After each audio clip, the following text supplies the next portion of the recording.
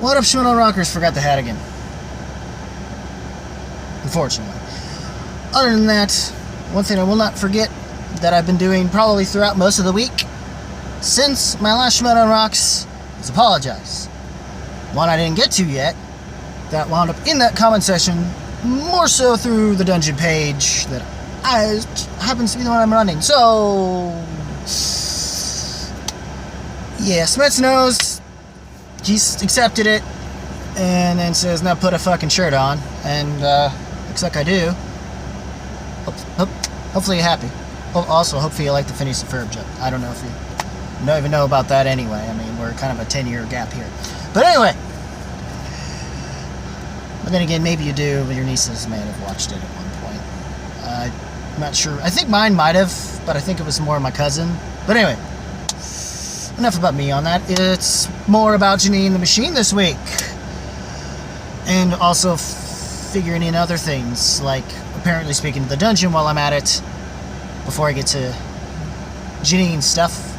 Also fellow dungeon head, despite Viper Squad and if we're breaking kayfabe here. But anyway, same kind of with Hana, though that seems to me not longer be the case, just out of kayfabe bullshit, which kind of bums me the fuck out. And probably part of the reason why he invited me himself to his page, which I was kind of trying to look for, couldn't find it. Apparently he found me, which is great. So, thank you for that. He also kind of gave me shit during a one-time part of Star Wars thing, Hana did. And I threw shit back. Or shade, I should say. Throughout that whole thing, and don't know if they were realizing I was kind of doing some throwing kayfabe-ish thing, but anyway, or attempting at it, and possibly not interpreting it that way. So yeah, not a good idea to have your possibility of a first fan league debut be a Star Wars match, which didn't happen. And it's not like and I probably would have went for it if I had not been during a party thing. But anyway, back to dungeon. As I was saying, yeah, Brandon could have been, but it just seems that's not the case. Though that was a fun promo. Though it seems that some people called out and must have called out in comment section somewhere about whether or not that was really Smasher, and he confirmed he's off somewhere else and they just had a body double. And then, once again, Winter Soldier jokes allure. So, also speaking of Smets, once again, it has been confirmed, and I kind of knew it and called it immediately after, during a time in a live stream when I also talked to the Smasher. It's pretty much figured. He's apparently his destination, San Diego, is still a go. He is unfortunately going to be the undercard, though. And it will, apparently it's all Intergeekdom, which couldn't pick a better place to do that than Comic-Con. It will be undercard, and I'm guessing that will further determine a potential number one contendership. Again, for the IG title. I guess we're not doing a tournament, that's fine. I could live with it, unless this has some qualifying thing with a tournament, which would be fucked up. But, anyway, the whole thing with that, yeah, very handsy right now, sorry. With that, it's him and Havoc, as in, of course, that will be the undercard to the championship match between Cushing Kalinowski 3. The follow-up to the ever so awesome second match that happened earlier this year at the Throwdown. So, if Kalinowski gets it back, it will be much sweeter once Smets finally takes it away from you. Now, from you. So enjoy that while you can. If you do beat Cushing. Good luck with that. And good luck to Cushing too. I mean, I'm almost in a tight spot with that because you both put up such a good match there. And Kalinowski put up enough of a fight as I thought he would. And as expected. Even Smets expected it as well. Though his flubs he didn't. Neither did I. Or anyone else for that matter. Still a little bitter. I'll be even more bitter if he doesn't beat Havoc and the undercard for that at Comic-Con. So, other than that, now we're done talking Smets, all that. The only other things left to talk about, well, aside from maybe potentially what we'll talk about from these other matches, the first that we'll talk about is the better of the two matches, mainly because that one, back and forth, Time Machine debuts, facing against Paddington 2. Time Machine should've, would have been from Anarchy, had it not been for conflicting schedules. More so Ethan Irwin, probably, since his thing. Not sure on Jeannine's part. But anyway, also speaking of which, at the time I'm probably recording this and will be uploading, I guess I'm contributing to Machine Monday. Figure that. Ironically, it won a month on. She is currently from Canada, and as a result, Monday was Canada Day. So this makes what happened on that said match even more so, given that publicly released on Independence Day in America. Even more ironic. So, for basically all of North America at this point. So, that match. Great match to follow up Collision. Definitely, it's a nice one, though, because of certain things of what had happened within Collision itself, and how good the event itself was, for the most part.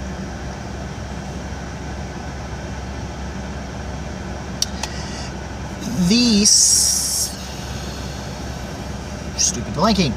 Alright, you couldn't have expected a better follow-up. And this is definitely match of the year qualifications between them two. I would like to see another Paddington 2 versus Time Machine 2, though I'm not sure it will give us the same end results. But, yeah, good luck topping that Time Machine, but you did manage to qualify, apparently, for the team tournament. In doing so, maybe Paddington 2 will find another chance that they can, depending on whether or not it is decided during the month, shortly right now during the month of the reign of the family, through RMB running things a little bit, being a sort of vice commissioner, if you will. Good on them. The family kind of needed some kind of win outside of that team match to make up for it, and plus RMB needed a good return, since he didn't exactly get that, especially despite his win against Finstock, which wasn't much to talk about. I wasn't even expecting much of a match with that one, at least, compared to the Winston Marshall versus whoever for IG. Ugh. But it's a victory nonetheless. He's not wrong in that regard, but it doesn't mean we deserve to be tortured with how this match was. So, that match was. But anyway, we already talked about that anyhow. Enough with that. This match was awesome. I believe it was neck and neck for the most part, it seemed. Or at least, I don't know if I think it did go in tied in the first round, and it came out tied again in the second round. And it basically resulted in, somehow, once again, they were able to all answer their questions. All their questions. Surprisingly, to where it led to sudden death. Second question is where things didn't go over well, mostly because Matt Atchity had a question that, surprisingly, he did not get a chance to answer. And the fact that Duraldi, I'm sorry if I'm butchering your name, man, but hopefully I got the least your last name right. I can't remember your first. I'm blanking on that. But you got that question right, but it didn't matter because Matt dropped the ball. And fortunately he couldn't stay for that. Plus he probably was a little ashamed slightly ashamed, but not too ashamed, because y'all did pretty good in that match and gave Time Machine one heck of a fight. And yes, Jay has every reason to be proud of this team and backing this team up. I'm happy for them. I just wished and this especially coming off of what happened with the Manager Bowl, despite her loss there, she held her own and was actually, it wound up basically to the last question. And that was a tough one, 5-pointer on that one. So, and unfortunately, she kind of had the same luck when it came to Kalinowski. And I knew that was going to kind of be unfortunately, I didn't want that to be the case.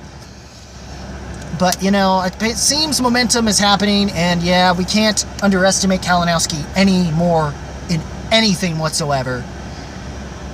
Which is, now I know that the pre-recorded match that was hinted at one of the live streams they did a couple weeks back is apparently Bateman versus Kalinowski, because that's what we're going to get. And that's the Horseman corruption ordeal. That's going to be happening. Don't know the results of it, but that's what that whole thing's about. That's going to be interesting how that's going to go over because of that matchup. Don't know if that's going to be something of a qualifier for singles, but looking forward to that. And the real problem, Jeannine was ahead by 1 point. Unfortunately, it just worked. It was the dreaded wheel round that really screwed her over and definitely helped in Kalinowski's favor when he got the spinner's choice. Of course, he was going to go with Bond. We all knew that. Oh, by the way, speaking of that, what was awesome within the desk on the singles match was having the champ himself, the 3-time champ himself, Dan Merle, for the first time, calling a match. It was nice. Love to see him do it again. If for some reason he retires again, I guess, or just in general, I want to see him, call a match again, even if it's exhibition. So, it'd be hilarious if we had 2 Screen Junkies, him and, I'm once again blanking. I will get your name right again, girl, and I'm so sorry. But who also calls stuff for movie fights, but I'm really screwing up on that, and I'm sorry. If we can get that lineup actually recalling a Schmoedown match, that'd be hysterically awesome, even for Screen Junkie fans. And it just, all be right with the world between the two, or at this point, fan of entertainment. But anyway, hold your head up high. You did have a good match. It's just unfortunate that the spinner's opponent's choice ordeal happened. And, aside from maybe one not being able to make that, but lucky for him, Jeannine wasn't picking up an extra point, so lucked out in his favor a little bit. It just so happened even more so once the opponent's choice hit, and the moment Kalinowski got the first steal, the steal off the second question she had, yeah, I had a feeling that this was gonna not go over well, and by that point, and I was kind of bummed for her, because, I wanted her to have an all-good week, so coming to momentum, especially, given that loss that she unfortunately had at Manager Bowl. Besides the Time Machine matchup, going crazy awesome match. Those were great. Apparently, the cutscenes we've been getting recently involving Bibbs and Whitney, and the unfortunate leaving with the breakup in the beginning of the team match, and then the end cred match, we find out and confirm and make it pretty clear that the unfortunate fact that Video Drew's partner isn't who it's going to be, what I was hoping it would be, and it bums me out, but I kind of figured the moment that happened it was going to be either they were going to find a way to actually work something out, or Whitney called in the movie geek himself, Mark Hewick, apparently is his full name. Now I know for sure. Yeah. That team, which is apparently the Self-Righteous Brothers, is back. That apparently nearly gave Brianne Chandler, Miss Movies herself, Brianne Chandler, and the Godfather Drew McWeeny, when they were the team of Take the Cannoli. Still kind of miss them. And I wish they could have been had a chance to be a better team. Or proved to be a better team. Maybe someday around the line, maybe that Anarchy team can make a comeback or show itself in an exhibition match. I'll be happy with that. That'd be cool. Who knows? But for now, Self-Righteous Brothers coming back. That's cool. They just don't have their manager they had before because he's off doing things with WWE now. Hopefully things are going over well on his end as opposed to everybody else there. But anyway, overall, and which also, of course, through the previous one, they already hinted at the possibility of Brendan the Kid Meyer and him being a team, which seems to be where they're deciding to go instead of making it a number one contenders match ordeal between the two of them, which could be something that they could do. Maybe he will wind up joining judges, which would be weird given him and Oyama's history, but we'll see. If that tease thing on Facebook meant anything, or it was just something to kind of just get under Bib's skin, or just mess with people. Even though he did sort of hint at him when it came to when it came to Collision. We'll see if he is a part of the dungeon. I'd be happy to have him there, by the way, if that is the case. Even though I'm not sure about Oyama, but he decides his own fan page. He can bitch about it there if he wants. He's allowed to there if he wants. But anyway. Other than that, yeah, there was a little thing that teased into the match that was interesting. Also, apparently, first time ever during Jeannine's little thing on Schmoedown, on Inside Schmoedown, first time I've ever heard Chance be referred to as wheat bread. And then, of course, them coming out in that match with everything that Jeannine and Jay have called them, they chose to embrace just to fuck with them. And at the vanilla ice cream, but it's lactate, and it's like, girl, some of us have to be lactose free, have a lactose intolerance. We got to deal with it, Just calm down, okay? And I know you have certain types of health issues, so I don't know if that was some kayfabe thing or whatever, And I'm not dissing Jeannine, Jennifer at all. She's still awesome. Surger's great. Don't know how that's what R&B is gonna do about that. I worry for you on that, Jeannine. Jennifer. Too many Jens. Or Jens, whatever. But anyhow, I'm happy you managed to have a fairly good week, halfway good week, I should say.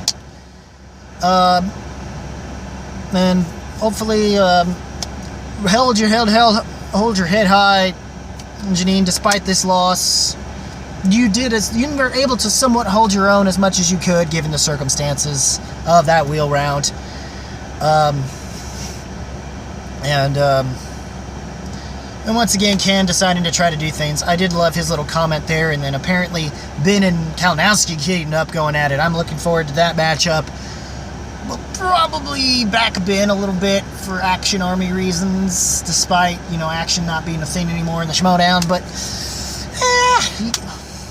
so, which, even for people in the Team Guy side of it, we'll have to, since even Team Guy people are like, meh corruption, even though I'm kind of sort of part of them, but kind of meh because of an incident that led to a bet that I lost, but I didn't lose anything other than my dignity, and will have to basically swear off the shirt until he wins a title.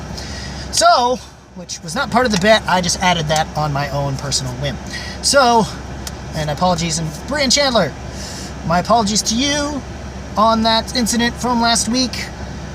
That one I am going to bring to you a suggestion that is somewhat musical-esque, but is more of my speed that has come out a few years ago, and that is, of course, the intro track to Arion's The Source, The Day That the World Breaks Down. Mainly the video, mostly you probably will need the video to help you with that, and I feel like it will also work as sort of like an inside behind-the-scenes-ish thing, and give you an idea of the concept of that entire album. Though I'm not asking for you to do the entire album, just listen to that track. Hopefully you'll like it. Hopefully you'll at least like the use of the vocals and just the choice of the music and how it all somewhat works in an off-Broadway thing. I don't know how you feel about off-Broadway stuff. but it's kind of in that sort of vein, that kind of form of prog metal, but it's like Dream Theater-ish. So for the most part, it's mostly clean. You can hear it. There's no growls, which is part of the reason why I didn't pick a song like Everybody Dies, especially given the circumstances of last week's and your comment that you chose to say. So I might even go back to that comment section and leave it there, but hopefully you're watching it here just to see what I do next about that. I'm glad certain people, including C-Dub, will still be backing me, and if you still enjoy, and Garth McMurray, who recently subscribed, fellow Dungeon Heads and fans of the Schmoedown, thank you. Hopefully, also I'm hoping Smets, you're still subscribed even after everything. And same goes to the Paul Preston and the rest of the movie guys, I believe. And there's thing. Sorry, I need to catch up on your stuff, but I have a lot of other things I'm trying to catch up on besides Schmoedown, and I've got a review for Far From Home at some point to do. Probably not today. Hopefully I'll save this shirt for then, or I'll pick a different shirt, Avengers or MCU related-ish. Who knows? But anyway, what did you guys think of this past week's Schmoedown episodes? The pre and post match interview stuff, as well as and the Wonder Bread shirt was great. Oh crap, I missed my one little gimmick. In the words of Tenacious D-ish, Wonder. Wait, actually, what did you think? Leave a comment below, let me know. Rock that like button with thrust if you must on this video, please. I appreciate that a lot. Especially given that last week was probably one of my first dislikes, because of obvious reasons. But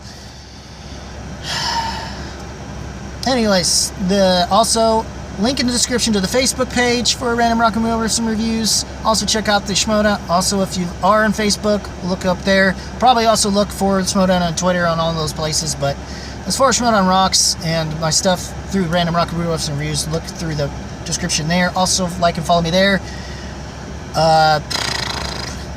I did have Google Plus, but I don't think that's a thing anymore, so don't even worry about that. Other than that, you can even try to message me through Random Rock and Roll reviews there if you want to request me something for music or for movies, possibly more so music, I guess. And I will eventually also make a sort of an address involving music and why I have been slacking on it lately, or at least slacking on the review part of it. But anyways, other than that, I will see you in the next video. And as always, guys, keep it random, keep it real, keep it rocking. If you smell what the movie trivia Schmoedown and Schmoedown Rocks is cooking. And you know what? In fact, I think we know what it's cooking this time, and that is Wonder Bread.